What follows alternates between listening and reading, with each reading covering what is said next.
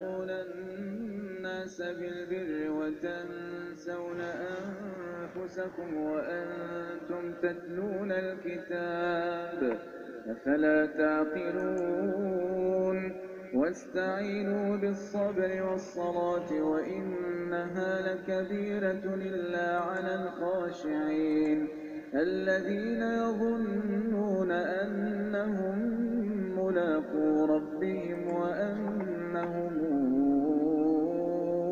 إليه راجعون يا بني إسرائيل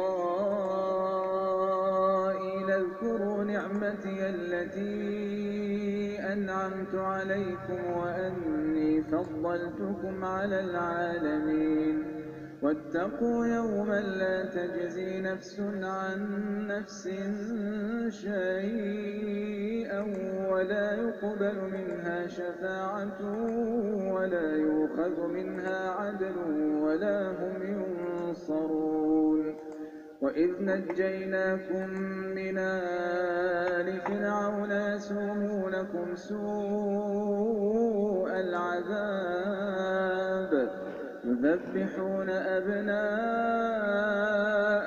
ويستحيون نساءكم وفي ذلكم بلاء من ربكم عظيم وإذ فرقنا بكم البحر فأنجيناكم وأغرقنا آل فرعون وأنتم تنظرون وإذ واعدنا موسى 40 ليلة ثم اتخذتم العجل من بعده وأنتم ظالمون ثم عفونا عنكم من بعد ذلك لعلكم تشكرون وإذا آتينا موسى الكتاب والفرقان لعلكم تهتدون وإذ قال موسى لقومه يا قوم إنكم ظلمتم أنفسكم باتخاذكم العجل فتوبوا إلى بارئكم فاقتلوا أنفسكم ذلكم خير لكم عند بارئكم فتاب عليكم إنه هو التواب الرحيم أعوذ بالله من الشيطان الرجيم بسم الله الرحمن الرحيم السلام عليكم ورحمة الله تعالى وبركاته بسم الله والحمد لله والصلاة والسلام على رسول الله وعلى آله وصحبه ومن والاه رب اشرح لي صدري ويسر لي أمري واحلل عقدة من لساني يفقهوا قولي سبحانك لا علم لنا إلا ما علمتنا إنك أنت العليم الحكيم ولا حول ولا قوة إلا بالله العلي العظيم. Alhamdulillah, syukur pada Allah Subhanahu wa taala kita diberikan kesempatan untuk kita menyambung lagi program Kultum Anjuran Fakulti Pengajian Peradaban Islam Kuis. Ya, mudah-mudahan Allah Subhanahu wa taala memberikan manfaat kepada kita semua insya-Allah. Tuan-tuan sahabat-sahabat yang dirahmati Allah Subhanahu wa taala sekalian, kita pada pagi ini memasuki siri yang ke-60 dan kita masih lagi dalam perkongsian dan perbincangan kitab Keunikan dan Keindahan Bahasa Al-Quran. Baik tuan-tuan sahabat yang dirahmati Allah Ta'ala sekalian, pada pagi ini seperti yang deskripsi yang saya tulis, kita berkongsi tentang mengekal dan membuang huruf dalam Al-Quranul Karim. Pada pagi ini kita melihat kepada huruf lam. Ya, huruf lam. Tuan-tuan yang dirahmati Allah Ta'ala sekalian, kita boleh lihat pada dua ayat. Ya, kita boleh lihat pada dua ayat. Satunya daripada surah Luqman dan satu lagi daripada surah Asy-Syura. Surah Luqman dan juga surah Asy-Syura. Baik. Untuk makluman, huruf lam ni ada dibincangkan dalam selain daripada surah Luqman dan juga surah Asy-Syura ini, dibincangkan juga ayat daripada surah Al-Waqi'ah. Cuma kita ambil dulu perbincangan pada pagi ini, perbezaan pada surah Luqman dan juga pada surah Asy-Syura. InsyaAllah pada pagi besok kita lihat perbincangan pada surah Al-Waqi'ah. Ya, pada surah Al-Waqi'ah pada ayat Lau nasha'u laja'alnahu. Ya, lau nasha'u laja'alnahu hutama. Dengan lau nasha'u ja'alnahu ujaja.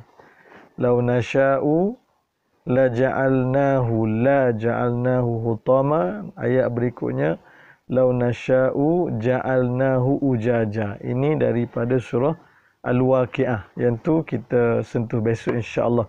Baik, yang kita nak lihat pada pagi ini surah Luqman dan juga surah Asy-Syura. Allah Subhanahu wa taala sebut a'udzubillahi minasyaitonirrajim. Kita lihat dulu pada surah Luqman, ya. A'udzubillahi minasyaitonirrajim. Ya bunayya aqimis salah. Ya bunayya aqimis salah wa'mur bil ma'ruf wanha 'anil munkar wasbir 'ala ma asabak. Inna dzalika min azmil umur. Inna dzalika min azmil umur. Maksudnya, wahai anak kesayanganku, dirikanlah sembahyang, suruhlah berbuat kebaikan, serta laranglah daripada melakukan perbuatan mungkar, dan bersabarlah atas segala bala bencana yang menimpamu. Sesungguhnya yang demikian itu adalah dari perkara yang dikehendaki diambil berat melakukannya. Kemudian daripada surah Asy-Syura, a'udzubillahi minasyaitonirrajim. Walaman sabara wa ghafara inna dzalika lamin azmil umur. Dalam pada itu ingatlah orang yang bersabar dan memaafkan kesalahan orang terhadapnya. Sesungguhnya yang demikian itu adalah dari perkara yang dikehendaki sangat-sangat diambil berat melakukannya. Noktah perbincangan ataupun inti perbincangan kita pada hujung ayat.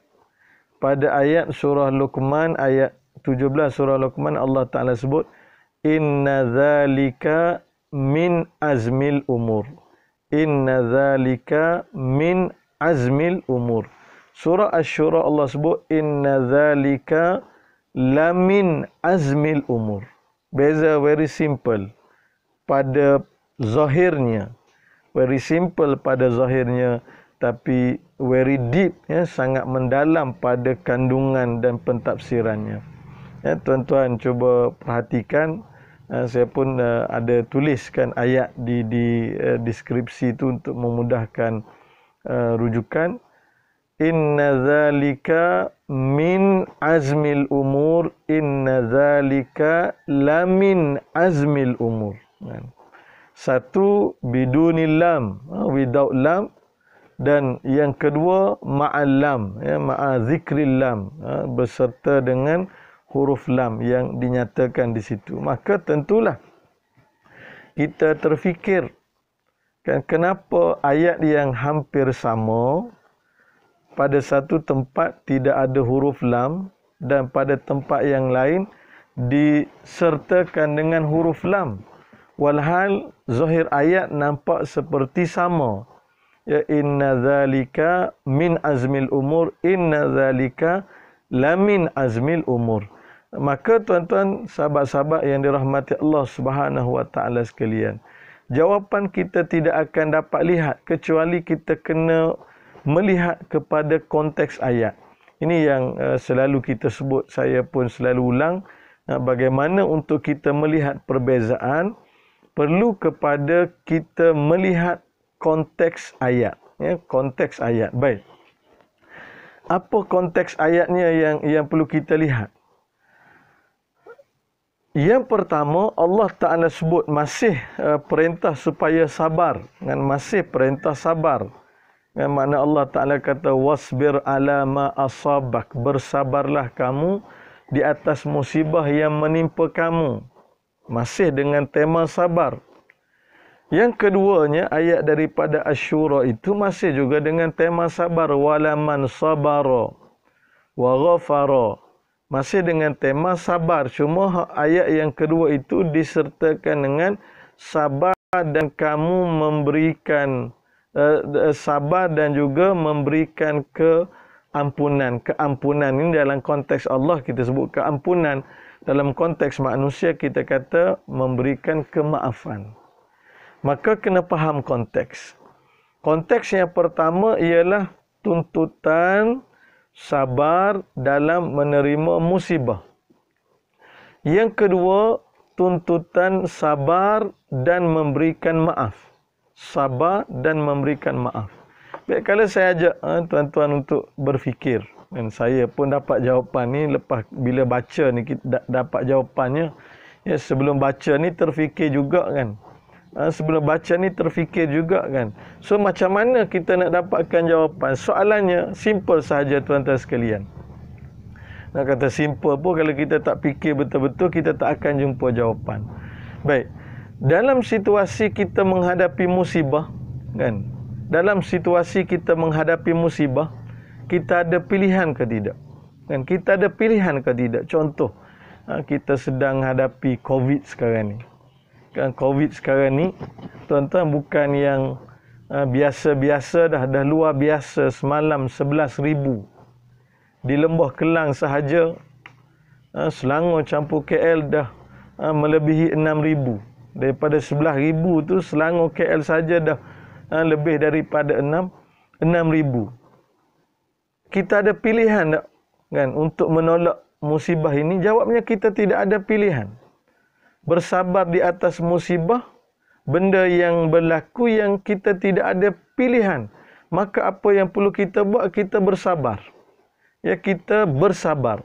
Sama juga kalau kita kata musibah, contohnya berlaku ujian, kecurian ke, yang namanya musibah. Atau berlaku kemalangan ke, yang namanya musibah. Kita ada pilihan ke? Kita tak ada pilihan. Mana musibah, bila kita sebut musibah ni, benda berlaku di luar daripada kemampuan dan keupayaan kita. Musibah berlaku di luar daripada kemampuan dan keupayaan kita. Dalam bab aksiden, contoh, siapa yang nak aksiden? Tak ada orang. Memang saya kalau drive kereta, saya nak aksiden. Lah ni tak banyak sangat berita aksiden. Dah PKPD lagi, jarang kita dengar berita aksiden. Banyak beritanya tentang COVID lah. Banyak berita tentang sumbangan. Baik, dalam masalah aksiden, siapa yang nak? Kita tak nak benda berlaku di luar kemampuan kita.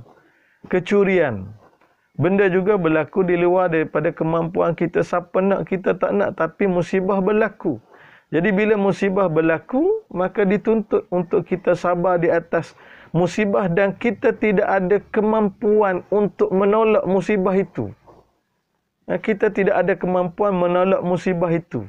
Jadi menjadikan kita memang secara automatiknya kita terdorong untuk kita sabar. Sebab apa? Sebab kalau kita nak cuba lawan pun di luar kemampuan kita. Dalam situasi COVID contoh, kita nak lawan-lawan pun di luar kemampuan kita. So apa boleh kita buat? Sabar je lah. Kan? Kita tak boleh nak balik kampung. Minggu depan nak raya dah ni kan. Sedar tak sedar minggu depan nak raya haji dah. Tahun lepas raya puasa tak boleh balik, raya haji boleh balik. Tahun ni raya puasa pun tak boleh balik, raya haji pun tak boleh balik. Sahabat saya Ustaz Izzat, sabar je lah kan. Sabar je lah, tak boleh nak balik kan. Nak balik Terengganu tak boleh, saya nak balik Kelantan tak boleh kan.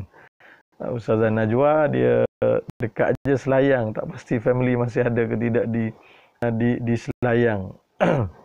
Baik. Jadi saya sebutkan tuntutan sabar dalam surah Luqman, sabar ketika menghadapi musibah yang kita tidak ada kemampuan untuk menolak musibah itu. Ya, tidak ada kemampuan kita menolak musibah itu, maka Allah Ta'ala kata sabar itu min azmil umur, ya, adalah perkara yang perlu untuk diambil berat akannya. Baik, itu pada surah Luqman. Temanya menuntut supaya sabar. Sabar pada perkara apa?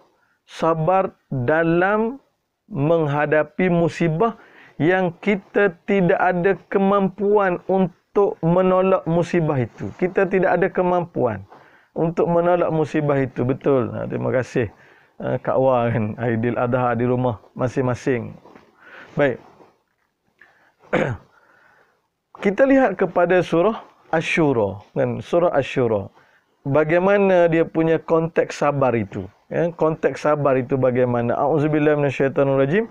Wala man sabara wa ghafara inna dzalika min azmil umur. Dan orang yang bersabar dan memaafkan kesalahan orang terhadapnya.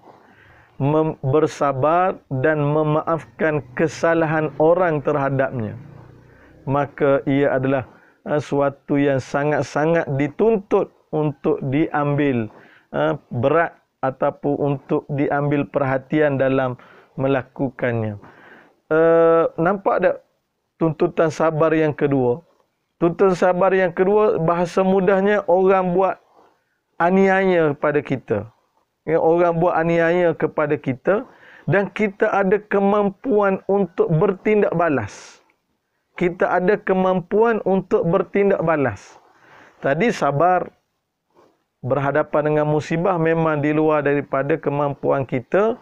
Kita tidak mampu nak menolak musibah itu. So, apa yang boleh kita buat? Ialah kita bersabar. Baik, tuntutan sabar yang kedua, orang buat aniaya kepada kita. Ya, orang buat aniaya itu sama ada dalam bentuk dia tipu kita ke, dia tuduh kita ke, dia fitnah kita ke umpamanya, dan dia sedar kesilapan dia kan. Dan di pihak kita pun kadang saya ingat lagi sahabat saya sendiri, dia pernah sebut kan, bila orang dia jadi mangsa perbuatan sihir. Makna perbuatan orang mensihirkan dia. Dia boleh jawab, dia kata, aku ni kalau tak ada iman, boleh je aku nak sihir dia balik kan. Aku ni kalau aku tak ada iman, boleh je aku nak sihir dia balik kan. Tapi sebab aku fikir takut pada Allah Subhanahu Wa Taala. Ya, takut pada Allah Subhanahu Wa Taala menyebabkan aku tak ambil tindakan balas, kadar sabar je kan. Jadi tuan-tuan sahabat sekalian, sabar yang kedua ini, apabila orang melakukan perbuatan yang tidak elok kepada kita dan kita ada kemampuan untuk bertindak balas, tetapi kita memilih untuk bersikap sabar dan memaafkan kesalahan dia. Mana lebih susah? Kadang orang sampaikan kepada kita, dia tu tuduh kamu, dia tu fitnah kamu, begini-begini. Kita pun kalau debel, kita akan jawab, ingat dia seorang ada mulut. Aku ada mulut juga, boleh aku nak kata ke dia macam kan? Orang tu dia pernah tumbuk kamu, ingat dia seorang ada tangan. Aku ada tangan juga, boleh nak tumbuk dia kan? Maknanya kadang keegoan kita ni dengan perbuatan orang pada kita, kita nak react, nak bertindak balas seperti tindakan pihak lawan ataupun boleh jadi lebih daripada itu. Tetapi Islam mengajar kepada kita dalam berhadapan dengan kerana manusia, sabar dan beri kemaafan. Sabar dan beri kemaafan. Mana lagi susah tuan-tuan? Yang musibah tadi, kita dituntut sabar pada perkara yang di luar kemampuan kita. Kita nak bertindak pun kita tak mampu nak tolak musibah. Benda dah berlaku. Tapi kesabaran yang kedua yang Allah Ta'ala perintahkan dalam surah Asy-Syura ini, kesabaran dalam menghadapi tindakan daripada pihak lain yang kita ada kemampuan untuk bertindak. Ya, kita ada kemampuan bertindak balas seperti mana yang dia lakukan pada kita. Tetapi kita memilih bersabar. Kita memilih untuk memaafkan kesalahan yang dia telah lakukan. Ramai kita lihat orang yang jiwa besar. Bila dia jadi mangsa fitnah, orang ada jadi batu api, dia fitnah kamu macam-macam. Kata biar dia nak fitnah dia, berhentilah. Dan saya pun dah maafkan dia dah. Biarlah. Dan ada orang jiwa besar begitu, tapi berapa ramai? Kan, berapa ramai yang punyai jiwa besar seperti itu. Maka tuan-tuan, kalau kita fikir cara mudah antara sabar dalam menghadapi musibah dan sabar untuk kita bertindak balas. Terima kasih sahabat saya Ustaz Izzat. Sabar untuk kita bertindak balas di saat kita ada kemampuan untuk melakukannya, mana lagi susah.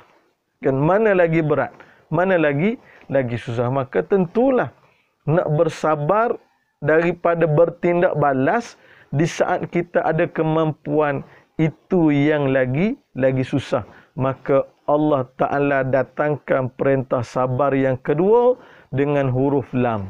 Dengan huruf lam. Inna dzalika lamin azmil umur.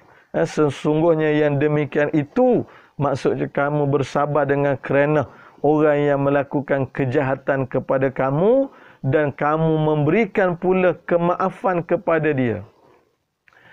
Apa nama ni? Allah tak ingat dah ayat yang Ustaz Izzat boleh diingat, ayat yang wal kaziminal ghaiza wal afina anin nas. Kena ayat tu Allah masyaallah Muhammad.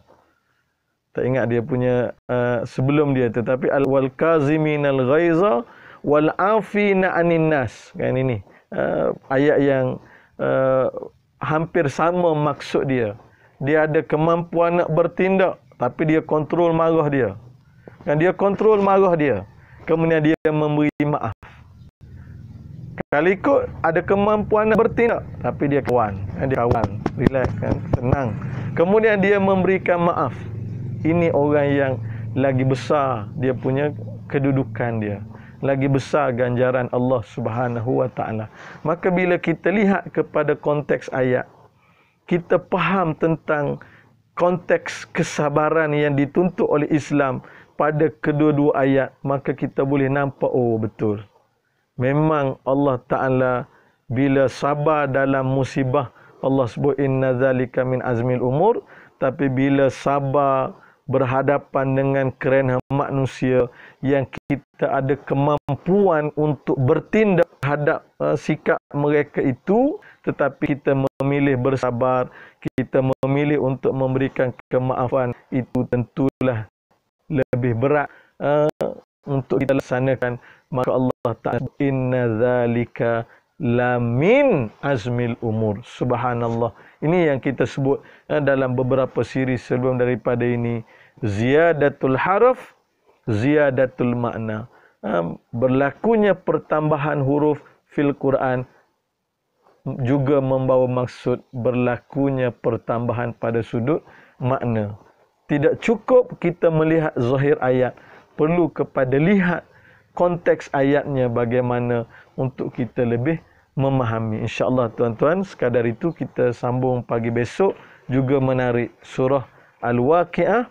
Lau nasha'u la ja'alnahu hutama, lau nasha'u ja'alnahu ujajan. Hampir sama tapi tidak sama. Wallahu a'lam. Wassalamualaikum warahmatullahi wabarakatuh.